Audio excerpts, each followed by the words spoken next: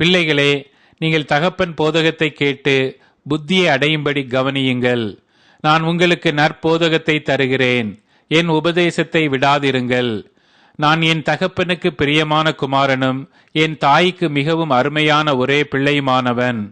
அவர் எனக்கு போதித்து சொன்னது, உன் இருதயம் என் வார்த்தைகளை காத்துக்கொள்ள கடவது, என் கட்டளைகளை கைக்கொள், அப்பொழுது பிழைப்பாய். ஞானத்தை சம்பாதி, புத்தியையும் சம்பாதி. என் வாயின் வார்த்தைகளை மறவாமலும் விட்டு விலகாமலும் இரு. அதை விடாதே, அது உன்னை தற்காக்கும். அதன் மேல் பிரியமாயிரு, அது உன்னை காத்துக்கொள்ளும். ஞானமே முக்கியம், ஞானத்தை சம்பாதி. எண்ணத்தை சம்பாதித்தாலும் புத்தியை சம்பாதித்துக்கொள். நீ அதை மேன்மைப்படுத்து, அது உன்னை மேன்மைப்படுத்தும். நீ அதை தழுவிக்கொண்டால் அது உன்னை கனம் பண்ணும். அது உன் தலைக்கு அலங்காரமான முடியை கொடுக்கும்.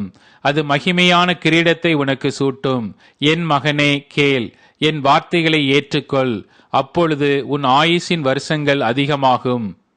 ஞான மார்க்கத்தை நான் உனக்கு போதித்தேன், செவ்வையான பாதைகளிலே உன்னை நடத்தினேன்.